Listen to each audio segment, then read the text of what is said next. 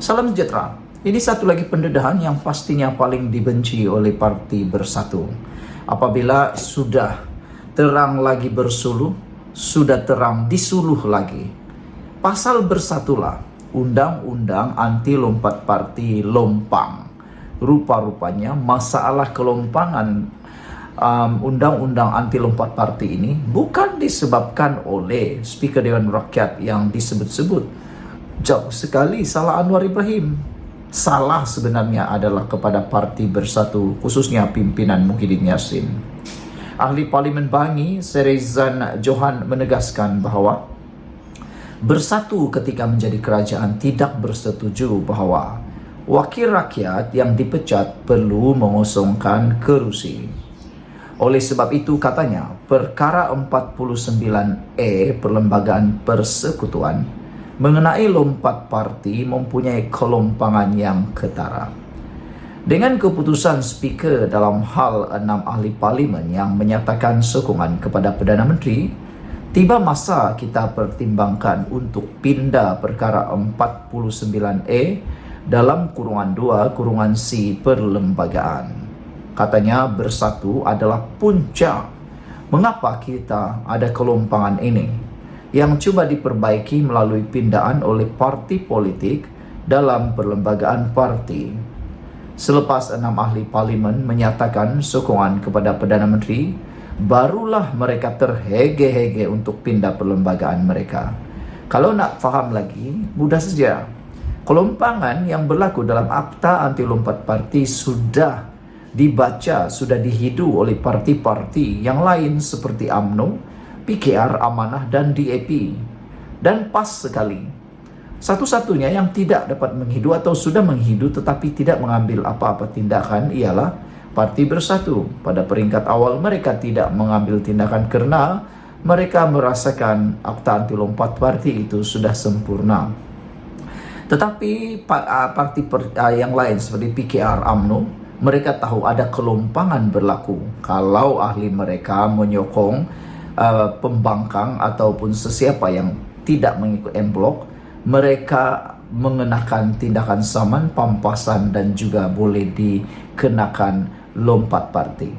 Mereka buat itu untuk menutup kelompangan perlembagaan itu. Parti UMNO, PKR dan DAP serta Amanah, mereka membuat pindaan dalam perlembagaan parti masing-masing. Mereka memasukkan klausa denda, saman, pampasan ataupun bersetuju mengosongkan kerusi.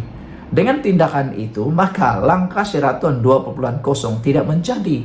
Walaupun Hadi Muhyiddin pada waktu itu berulang kali kata dah cukup jomblo, ada SD dan sebagainya, tak menjadi juga kerana parti seperti UMNO dan PKR sudah menutup lompang itu melalui pindaan perlembagaan parti mereka. Tetapi Parti Bersatu tidak buat. Akhirnya barulah terhege-hege membuat pindaan perlembagaan mereka kerana mereka tahu sudah bahawa mereka kini terkena sendiri. Itu sebabnya apa yang berlaku sekarang, kata Serezan, adalah masalah daripada Bersatu. Kalau bukan kerana Bersatu, undang-undang anti lompat parti kita akan lebih ampuh, katanya lagi. Bak kata pepatah Inggris, mereka order of their own misfortune, ataupun menulis mereka punya kerugian sendiri. Untuk rekod, Presiden Parti Pribumi Bersatu Malaysia Bersatu Tan Sri Muhyiddin Yassin pada tahun 2022 tidak bersetuju seorang ahli parlimen yang dipecat daripada parti atau meninggalkan parti atas sebab-sebab tertentu perlu mengosongkan kerusinya. Pendirian Muhyiddin yang juga ahli parlimen Pagoh itu dinyatakannya dalam mesyuarat khas parlimen bagi membentang dan membahaskan rang Undang-Undang Perlembagaan Pindaan nombor 3 pada April 2022. Mengulas lanjut, Serezan bertanyakan sama ada Bersatu yang juga sekutu PAS dalam blok Perikatan Nasional PN itu akan melakukan pusingan new. Persoalan yang saya ingin utarakan kepada Bersatu adalah Adakah Anda semua bersedia untuk U-turn pendirian Anda dan sokong pindaan kepada perkara 49E Perlembagaan Persekutuan? Soalnya lagi. Sekian untuk kali ini. Jangan lupa tinggalkan komen Anda, tekan butang subscribe. Bye-bye. Salam sejahtera. Terima kasih kerana bersama dengan saya di Nazilin Unity Channel. Siapa tak kenal dengan Akmal Saleh, Panglima Perang, boikot sini, boikot sana. Tapi tak apalah, itu hak dia untuk memboikot mana-mana yang dia suka. Tapi yang menjadi kehairanan netizen dan juga pemerhati politik ialah mengapa Akmal Saleh begitu banyak menyerang kerajaan tapi tak pernah lihat Akmal hentam Perikatan Nasional. Itulah yang menghairankan sekali. Akmal Saleh mungkin lupa beliau ialah seorang ahli dalam parti, beliau adalah ahli dalam komponen Kerajaan Perpaduan Madani. Beliau mungkin lupa yang beliau hentam itu ialah parti beliau sendiri. Sehingga ada netizen kata, Akmal Saleh ini sebenarnya DNA-nya apa? DNA UMNO kah? DNA Parti Bersatu? Adakah Akmal Saleh sebenarnya berminat untuk menjadi pembangkang? Kata netizen, tiada masalah kalau Akmal Saleh desak Ahmad Zahid Hamidi supaya keluar daripada Kerajaan Perpaduan. Kalau betul-betul dia nak. Ini dia sibuk pula. Hentam Kerajaan Perikatan Nasional tidak. Tapi hentam Kerajaan Anwar Ibrahim Zahid Hamidi dia mau pula. Jangan-jangan takut-takut nanti beliau akan mengalami nasib yang sama, yaitu dipecat daripada UMNO. Jangan sampai itu pula berlaku, tapi tiada yang mustahil dalam dunia politik di Malaysia. Dan paling teruk sekali ialah kalau Akmal Saleh tiba-tiba lompat parti, keluar daripada UMNO menyertai Parti Perikatan Nasional pula. Mungkin kalau tiada akta anti lompat parti silap-silap hari bulan, beliau sudah pun melakukan perkara itu. Tapi oleh kerana adanya akta lompat parti, Akmal Saleh mungkin tak dapat buat lakukan itu. Hari ini netizen kata Ketua Pemuda UMNO Akmal Saleh lupa daratan. Beliau mungkin tak tahu kalau bukan mereka jadi kerajaan, silap hari bulan UMNO khususnya Barisan Nasional juga sudah mungkin berkubur dan tidak lagi dapat melakukan apa-apa. Jangan salahkan orang sahaja Akmal Saleh. Kena yang Anda kritik itu ialah Menteri, Timbalan Perdana Menteri, Kabinet itu adalah UMNO. Anda hentam kerajaan, sebenarnya Anda ludah muka sendiri. Akmal Saleh lebih banyak mengkritik Kerajaan Perpaduan berbanding Perikatan Nasional. Bahkan pandangannya kini selari dengan kumpulan itu. Adakah Akmal Saleh benar-benar nak jadi pembangkang? Netizen kata, silakanlah Akmal Saleh keluar saja daripada Kerajaan Perpaduan yang Anda benci ini. Jadilah pula Perikatan Nasional. Nak lihat di sana berjayakah tidak Akmal Saleh, kata mereka. Beliau dianggap tidak lagi mengikut tradisi pemuda UMNO yang sentiasa mendukung parti dan presidennya. Yang hairannya, kenapa Zahid Hamidi dibiarkan saja langau yang mengganggu beliau dalam Kerajaan Perpaduan ini. Timbalan Pengerusi Amanah Pulau Pinang, Dr. Zaidi Zakaria berkata, adalah lebih baik jika adun beliau itu berfikir sekali lagi. Hala tujuannya sama ada beliau sesuai atau tidak bersama dengan Kerajaan Perpaduan. Ketua Pemuda UMNO ini tidak pernah dilihat mengkritik Perikatan Nasional. Bahkan banyak suaranya selari dengan Perikatan Nasional, kata netizen. Itu sebabnya dilihat macam seakan-akan tindakan Akmal Saleh ini mensabotaj kerajaan, mensabotaj UMNO, mensabotaj Barisan Nasional sendiri. Manakan tidak, beliau selari dengan pendapat Perikatan Nasional. Bila orang-orang akar umbi UMNO mendengarnya, mereka pasti akan menyokong Perikatan Nasional sebab mereka sangka Akmal Saleh sudah sama dengan Perikatan Nasional. Ketua Pemuda UMNO dulu-dulu sentiasa mendukung Presiden Parti dan partinya. Ketua Pemuda UMNO Akmal pula nampak tidak ikut tradisi Pemuda UMNO. Akmal juga dilihat rapat dan amat mesra dengan pemimpin Armada Bersatu. Tidak mesra dia dengan pemimpin-pemimpin Pemuda Pakatan Harapan. Jika setiap perkara tidak setuju dengan Kerajaan Perpaduan, sentiasa selari dengan pandangan Perikatan Nasional. Eloklah fikir sekali lagi hala tuju kamu, sesuaikah bersama perpaduan, katanya dalam hantaran di Facebook hari ini.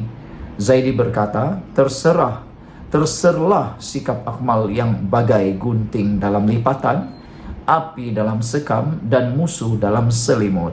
Tindakan kamu tidak menguntungkan UMNO, tidak menguntungkan perpaduan, ujarnya lagi. Sekian untuk kali ini, jangan lupa tinggalkan komen Anda, tekan butang subscribe. Jumpa lagi, bye-bye. Salam sejahtera, terima kasih karena bersama dengan saya di Nazlin Unity Channel. Hari ini Anda lihat latar belakang saya agak istimewa. Beginilah keadaan di kampung apabila kita berkeudara. Saudara-saudara sekalian, ingin saya berkongsi satu lagi isu berkaitan dengan Muhyiddin Yassin. Semua ini berlaku selepas 6 ahli parlimen bersatu tidak dikosongkan kerusi. Dan sebelum nak teruskan, ada orang tanya kepada Muhyiddin. Mereka kata, Muhyiddin berhentilah bermain cakap tentang isu 6 ahli parlimen yang tidak dikosongkan kerusi ini, kata mereka.